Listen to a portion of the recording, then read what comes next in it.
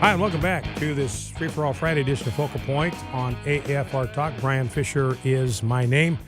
You are listening to Focal Point, the home of muscular Christianity on conservative talk radio. The network is AFR Talk, American Family Radio Talk Network, the most feared and dangerous radio network in all of America. Honored to welcome back to our Focal Point studio, man, who's been a guest here before, Merle Temple.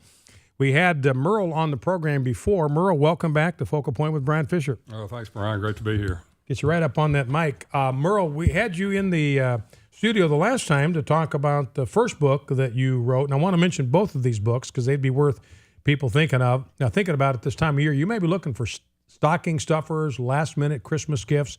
Here's maybe something you want to add to your list for this season. First book, Merle, we had you in to talk about that you wrote was A Ghostly Shade of Pale.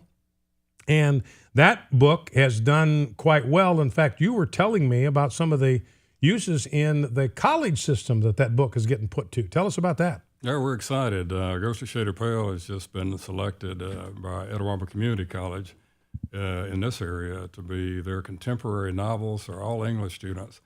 Next semester, we'll be studying, dissecting, analyzing, and writing about A Ghostly Shade of Pale, and I'll be there working with them and talking with them.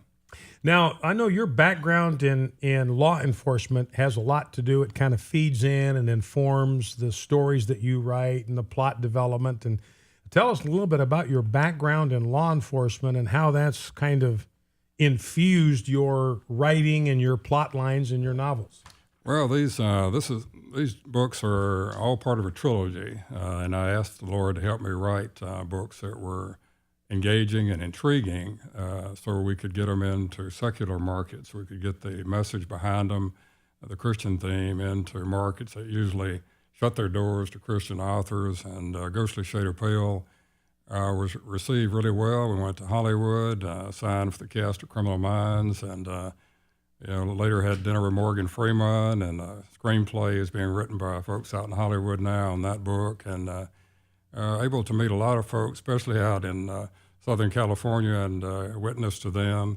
That one is based on when I left Ole Miss in the early 70s, and went right into the first war on drugs that President Nixon had declared, young and naive, almost killed several times, and Michael Parker, the central character, who's an agent with the Bureau and later their first captain, like I was, is loosely modeled after me. And he knows he has a favor of God, but he doesn't understand it. He runs from it, and he's searching for a peace that's always right there before him in Jesus Christ, but he doesn't quite understand.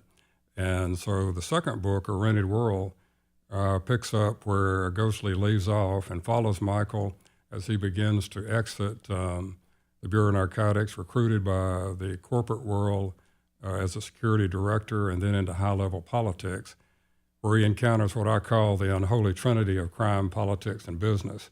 And he finds out that Wait. There's a difference between those three? I'm just kidding. Go ahead.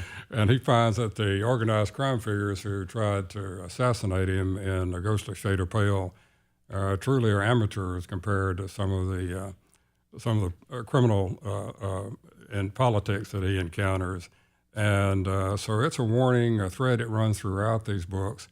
That's all necessary to lose yourself in this world is to be turned around once with your eyes closed and your conscience muted, and they will steal your soul. And this book examines the world of politics in Washington. There's one whole chapter in the White House and one in Congress.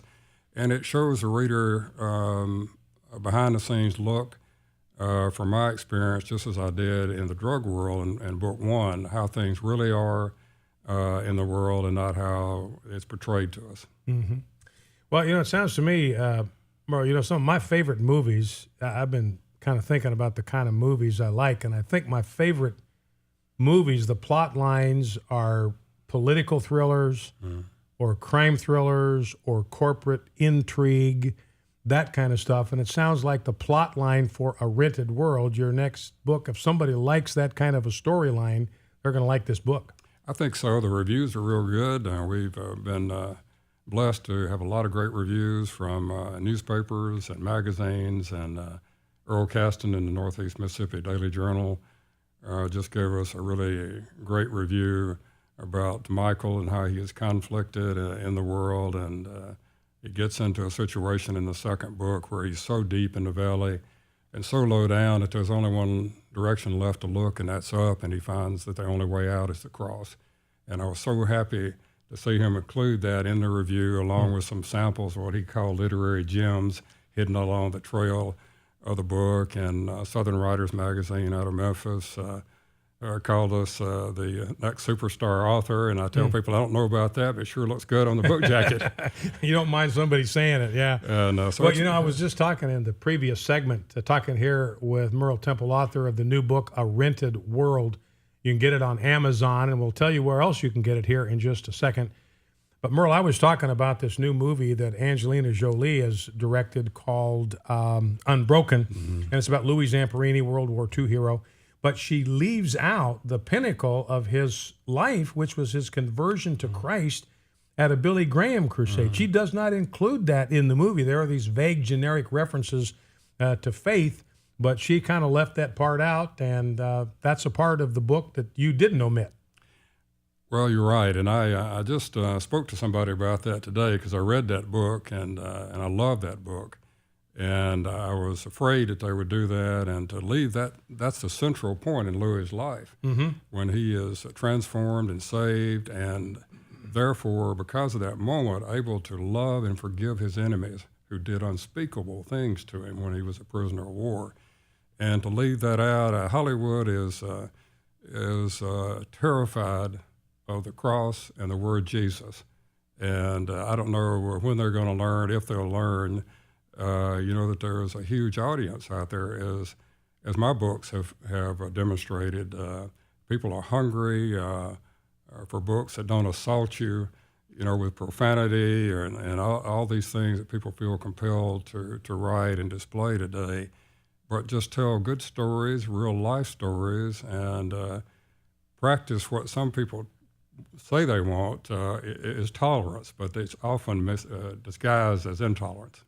Now, the title of the book is A Rented World. A Rented World. It's a sequel to A Ghostly Shade of Pale. You can get this book at Amazon right now. In fact, I'm guessing you go to Amazon soon enough, you can get this in somebody's stocking by Christmas Eve.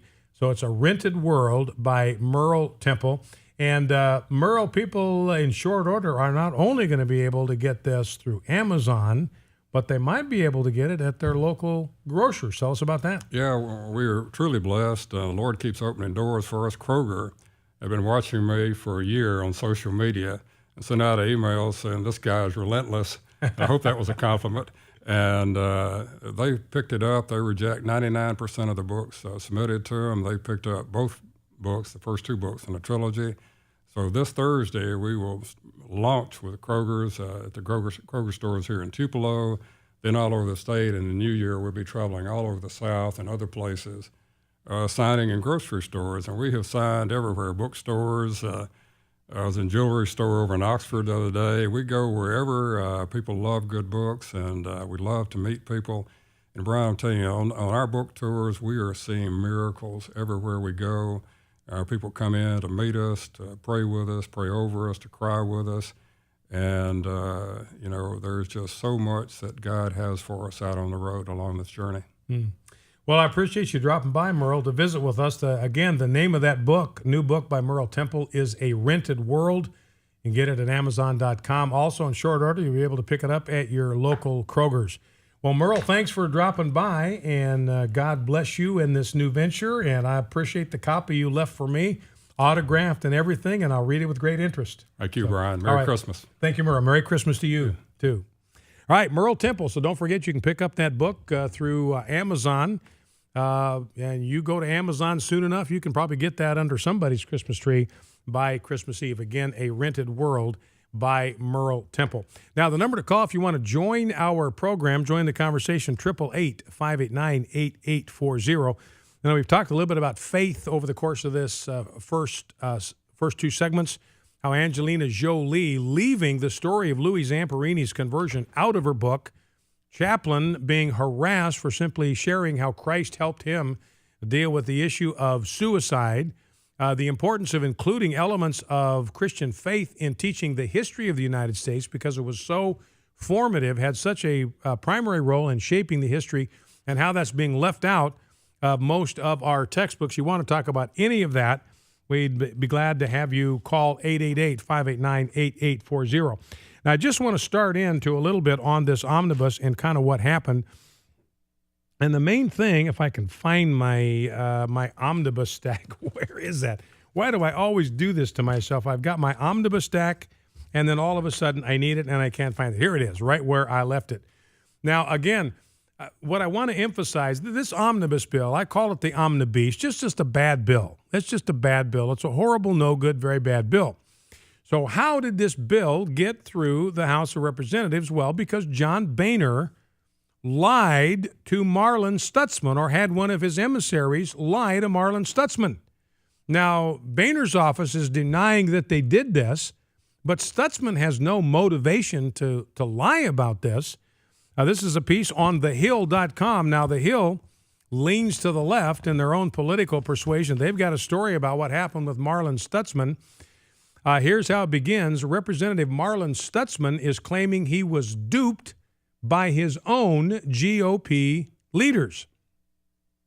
The Indiana Republican said he voted Thursday on a rule advancing the $1.1 trillion government funding bill after leadership told him they planned to yank the massive measure and replace it with a more palatable short-term funding bill. That's the promise they made to him.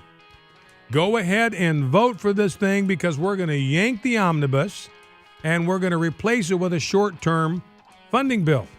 And Stutzman's vote proved crucial to the 1,600-page bill's final passage late Thursday, giving the procedural rule vote a pass of 214 to 212. That's a one-vote margin. In other words, if he hadn't changed his vote, it would have ended in a tie and it would have died. There's no tie-breaking vote in the House of Representatives. Boehner can vote, but his vote, he already voted, and his vote only counts for one. So what Marlin Stutzman learned, the lesson he learned, can't believe a single word that comes out of John Boehner's mouth. Focal Point, AFR Talk. We'll be right back with your call. Stay with us. Few words offer